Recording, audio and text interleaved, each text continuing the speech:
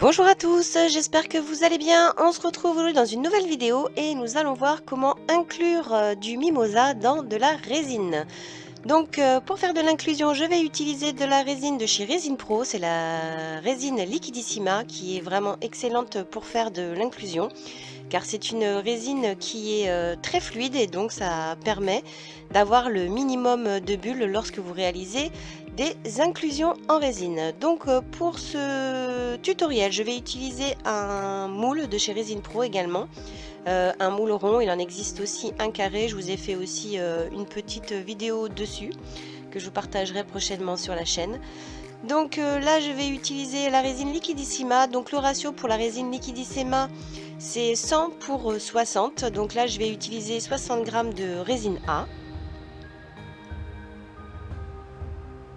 Donc 60 g de résine A, si vous multipliez donc par 0,60 vu que le ratio c'est 100 pour 60, ça vous fait, vous multipliez donc 60 par 0,60, ce qui vous donne 36 g de résine B. Donc il me faut 36 g de catalyseur.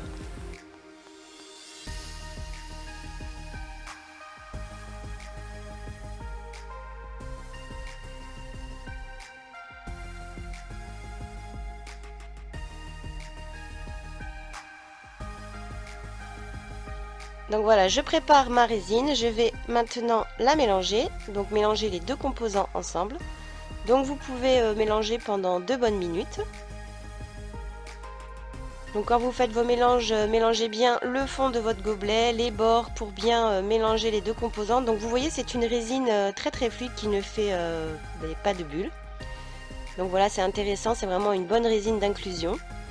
Donc là je verse ma résine à l'intérieur du moule et maintenant on va passer à l'inclusion des petites fleurs.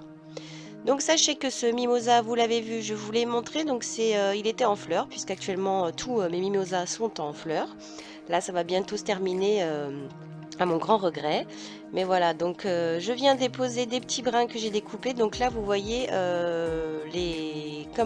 même en les séchant, de toute façon quand vous séchez du mimosa, il finit par devenir un peu jaune marron. Donc là à l'intérieur de la résine c'est ce qui va se passer bien évidemment. Voilà, les fleurs il faut les inclure normalement sèches, mais vous voyez que là j'ai réussi quand même à inclure le mimosa.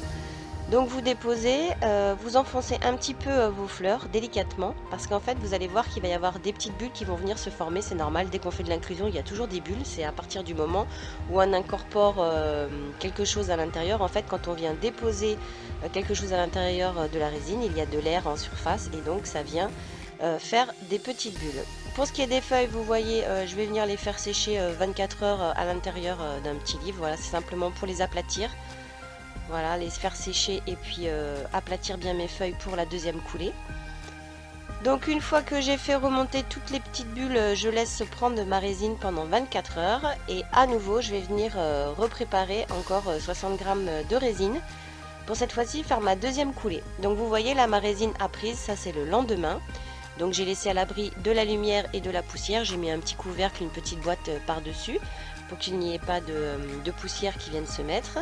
Là vous voyez je viens recouler à nouveau donc la résine par-dessus la première couche, donc une deuxième coulée.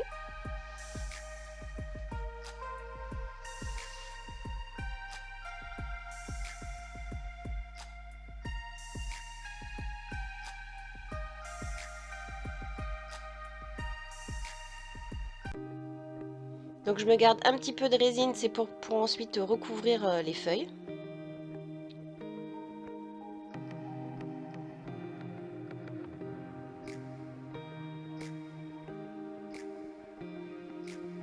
Donc mes fleurs ont séché pendant 24 heures, je les ai retirées du livre et voilà, je les ai tout simplement déposées donc sur la résine.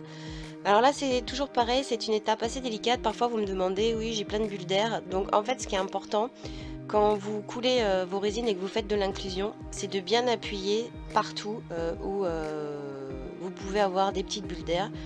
Donc là vous voyez entre les petits feuillages, surtout dans le mimosa, vous avez plein de petits stries. Donc il y a plein d'endroits où l'air peut venir se glisser, surtout quand on dépose les feuilles, il y a de l'air dessus. Donc quand on vient le poser dans la résine, il faut faire remonter toutes les petites bulles d'air. Donc là je ne sais pas si vous arrivez à bien voir, il il y a plein de petites micro-bulles qui remontent à la surface, donc entre la feuille et la résine. C'est pour ça que je fais pénétrer la feuille dans la résine et en même temps j'essaye de récupérer le maximum de bulles, essayer de pousser les bulles entre les feuilles pour pouvoir les faire remonter et les éliminer. Donc quand on travaille la résine, il faut être quand même patient. Voilà, il faut aussi surveiller ces résines.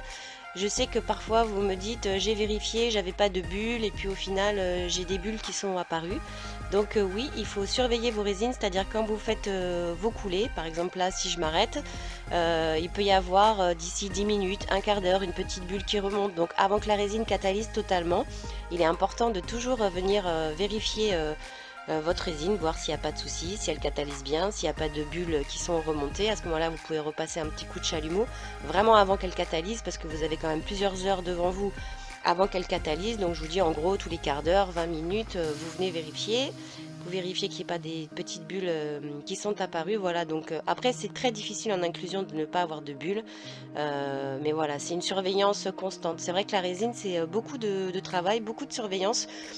Souvent, on me dit oui voilà j'ai coulé et je comprends pas, j'avais pas de bulles et j'avais des bulles. Oui mais voilà, mais il faut surveiller votre résine, c'est vrai que je le répète, mais comme j'ai pas mal de questions en message privé, beaucoup de questions sur tout ce qui est les inclusions, comment on fait pour pas avoir de bulles.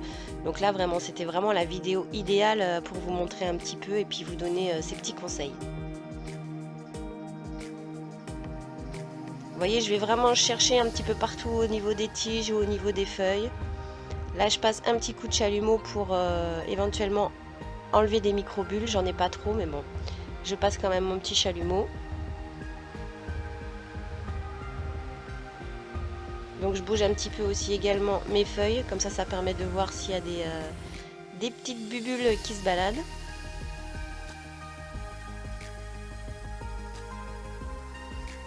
Voilà, il y en a toujours qui remontent parce qu'elles sont très très fines. Donc c'est beaucoup de temps et de patience la résine, déjà parce que c'est de la surveillance comme je vous dis, et puis ensuite il y a les temps de prise, donc il faut attendre parfois 24, des fois 48 heures, des fois plusieurs jours comme je vous expliquais quand vous faites des colorations ou des choses comme ça, si vous incorporez différentes choses dans la résine et les résines, parce que les différentes résines ne sont pas toutes pour les mêmes applications et elles ne réagissent pas toutes de la même manière selon les marques ou selon les différentes résines aux différentes choses que vous pouvez incorporer dedans.